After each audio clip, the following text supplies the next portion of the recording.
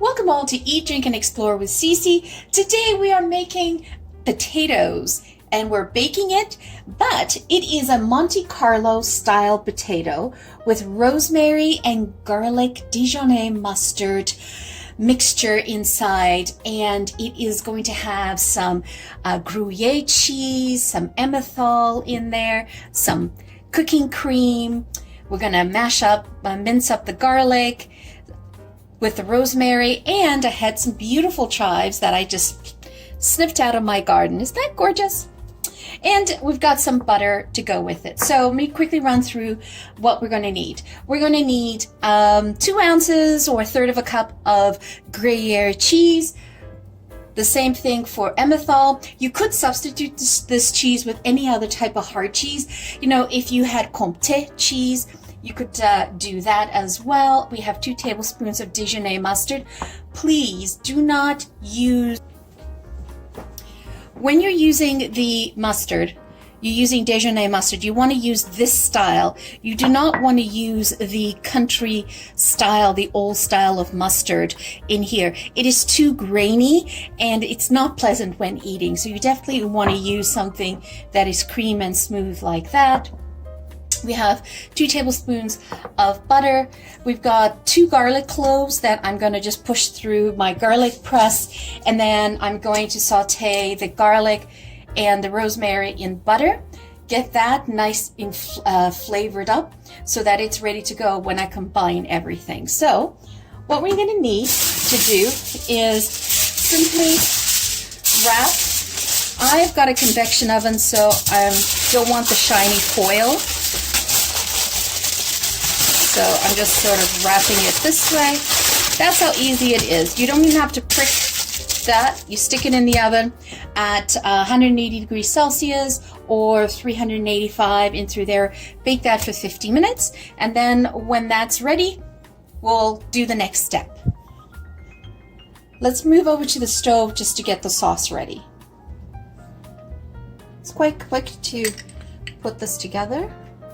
Just melt the butter and wash your rosemary and just throw it in, because what we really want is we want the flavor of the rosemary. We're not going to actually put the rosemary in with the the potatoes. So what you want to do is melt the butter and put in the rosemary. Make sure you wash it before and just let that scent, and then turn down your stove. Just do a gentle simmer. And we love garlic. So what you could have done is you could have just thrown the garlic directly in there and scented the butter, but we actually want the garlic.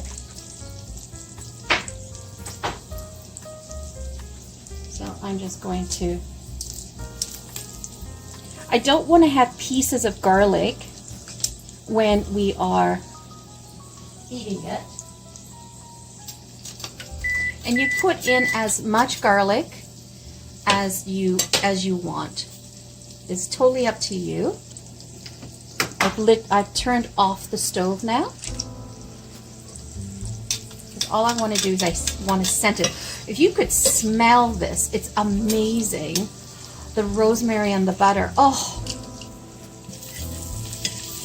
perfect. So I've turned off the stove, and I'm just going to let this sit. And when we are ready to do the potatoes, we'll mix in the Dijonais mustard, and we'll just bring this to room temperature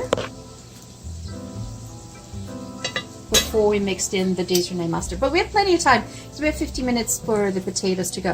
What I love about this is just, you know, you stick it in the oven, you go do something else or go cook something else, and it comes together really quickly, and then we're good to go.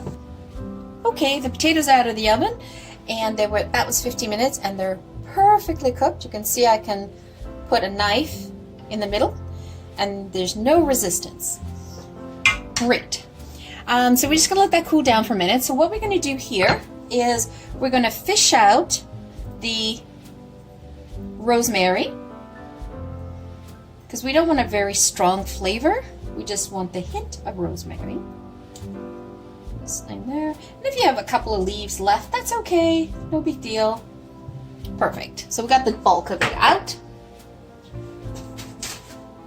Then the next thing we're going to do is add in the Dijonais mustard.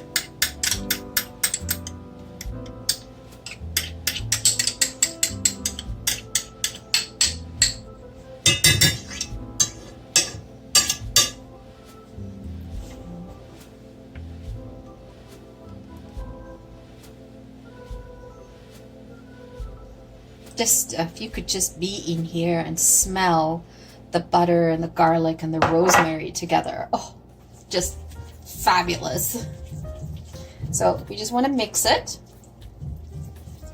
And then you can judge if you want more mustard, you can put more mustard, depends on how much flesh you're going to scoop out of the potatoes. But we'll judge it. But I gave you the ingredients. And then you can sort of play around with that. And then we're going to add in the cheese. And I reserve a little bit of cheese because I'm going to sprinkle that on top. And I finely grate the cheese. So, oops, I've just made a mess here. So you can see here, it's finely grated.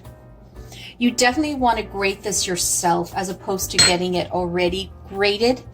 I just find there's a difference when you grate it yourself versus when it's pre-grated, because it's not, some of the pre-grated cheese has some flour coating to it.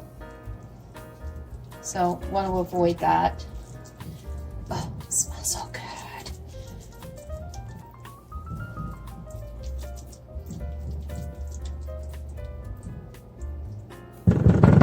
Awesome.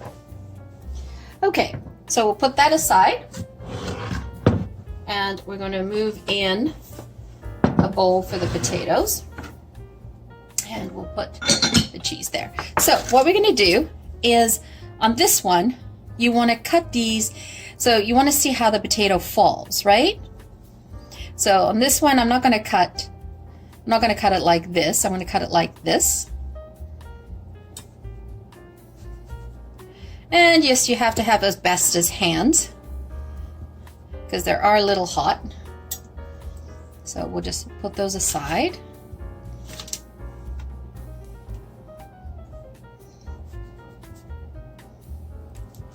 And the trick is you do kind of want to do this when it's a bit warm. Just makes it easier to scoop out the potato flesh. This is a big one. And these were 4 potatoes, so it makes a serving of a half a potato each if you're doing it as a side. Or if you're doing it as a meal, it'll be 1 potato per person.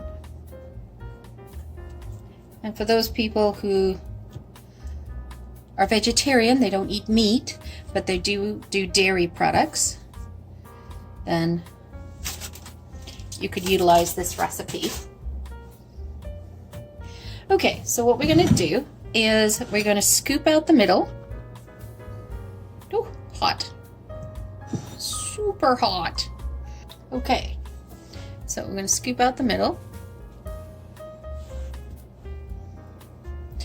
You don't want to go too deep down because you don't want to break the boat vessel that it's in.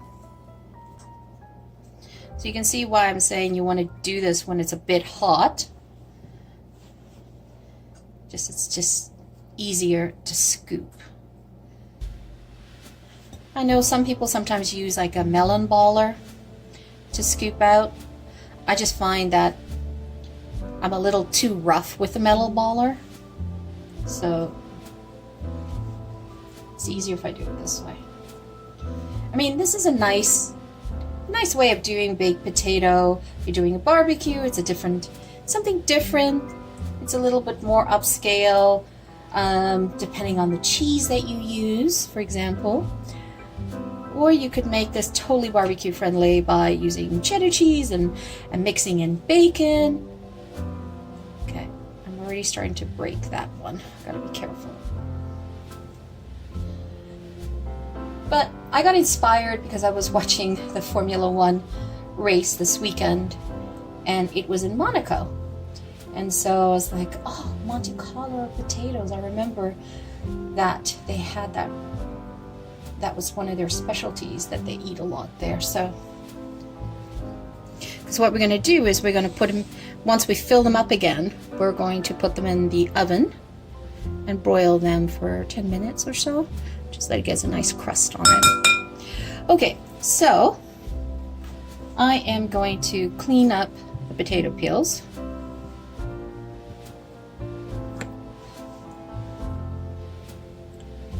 It's my OCD kicking in. Okay. Many people throw away the potato peels, but what you could do is you could take these potato peels, salt them really well with salt and pepper, and then you can do a quick fry of it and make it nice and crispy. It's a great dessert. Well, not dessert. I guess a savory dessert, I should say. Great side. Perfect. So I am going to salt. Again, salt the potatoes to taste. It's completely up to you. In through there. And I'm just going to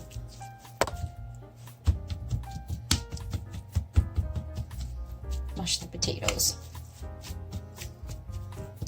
You could use a fork if you wanted, but I kind of am pressing, I'm mushing and pressing because I kind of want to make it a little bit like mashed potato.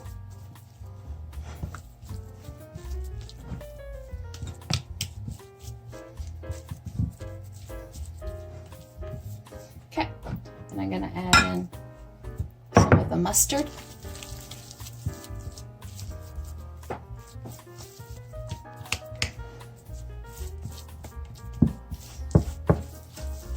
And these freeze very well, by the way. If you make a whole bunch of these, you can put them on a cookie tray, put them in the freezer. Of course, when you put them in the freezer, you want to cover them first on the cookie tray and freeze them individually. Then you can just pop them in the oven or the microwave whenever you're ready to eat it. So it's a great meal prep idea as well. Especially with barbecue season coming along.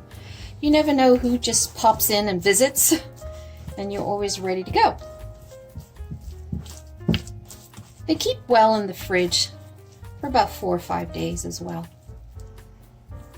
Just make sure you got them covered and no moisture. So you can see now why I said you want to remove the rosemary, because I don't want that whole leaf in there. And I am going to taste it now and see if I need to modify. So let me just do a quick taste here.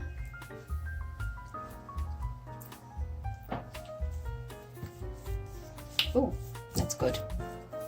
Oh, let's smooth that one out as well. You know what? I'm just going to squeeze put in a little bit, maybe half a teaspoon of mustard.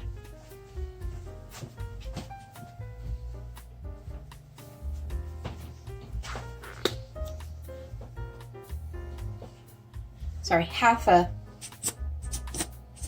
of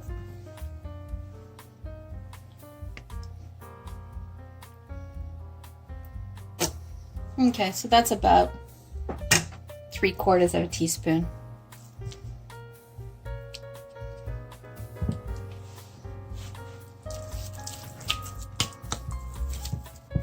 Okay, that makes it a little bit more creamier for me.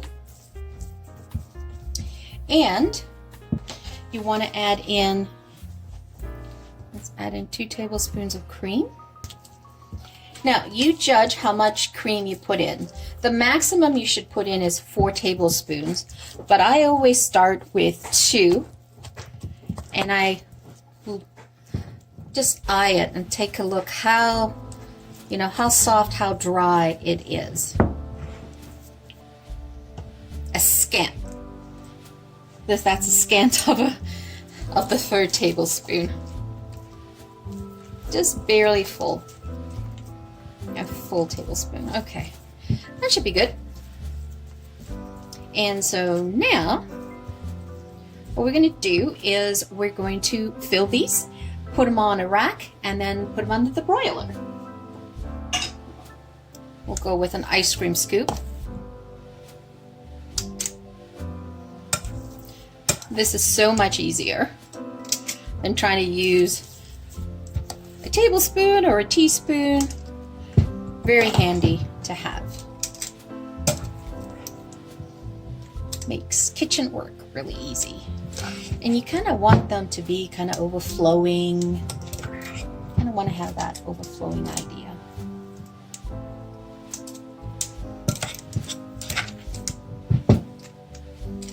And of course, some are going to have more than others. So then I'll steal from one versus the other, because I was overzealous on some of them.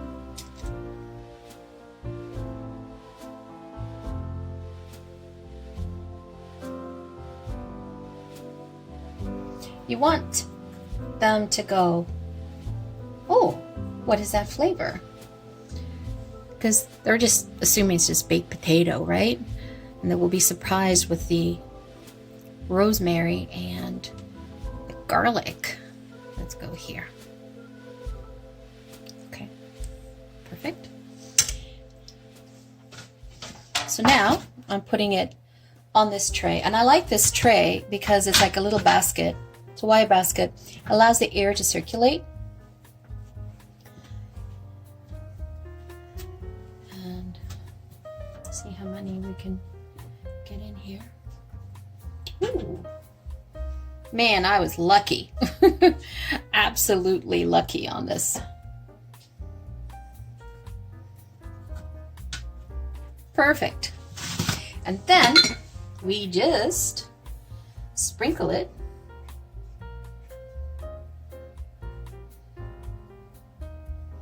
with the remaining cheese.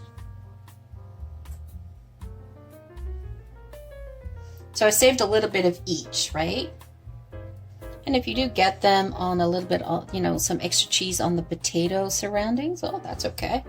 Be nice and crusty as well. And then to add a little bit of color, I'm just going to put a little bit of paprika, just sweet paprika. This is smoked sweet paprika.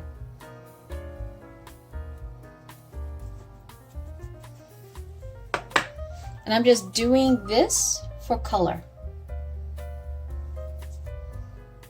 And then when we go to serve it, we're going to chop up the chives and serve it with the chives on top as well. I eat with my eyes, so I have to have things look good. So I'll sprinkle it at the end with some chives, and then I will also zest a lemon on it. Voila! All right, we got some left over here, so I'll just kind of do this. Wherever it falls. All right, let's put that in the oven, and I'm going to broil that for 10 minutes.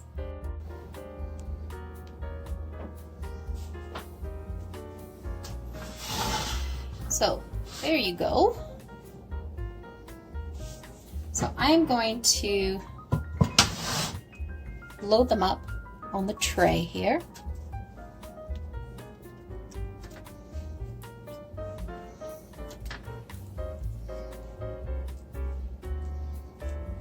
They present really lovely, don't they? Isn't that gorgeous? Oh, and one more. Fits perfect. Let's make a little bit over like that.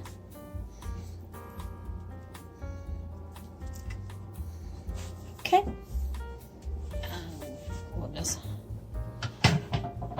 Oh, that's hot. Okay, so in terms of presentation, I like to just sprinkle a little bit of chives over it. Makes a great buffet plate as well. And sprinkle a bit of lemon thyme salt, and then we're going to zest.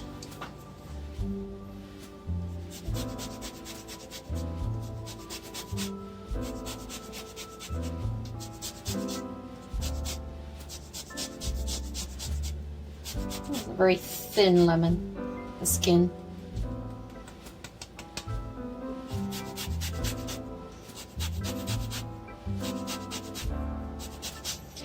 And what you can do is you could have some compound butter prepared, some lemon compound butter on the side, if that's what people wish to add.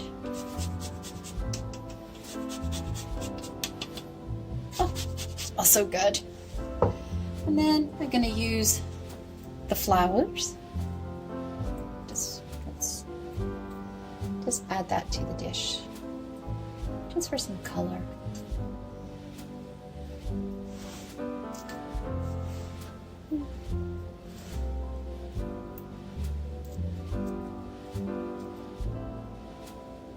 Just add some in there.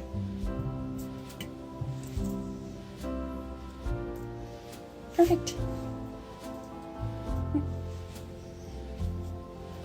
And then the extra chives, I sort of sprinkle it over the plate, and you can see like the lemon zest in there as well. Great presentation.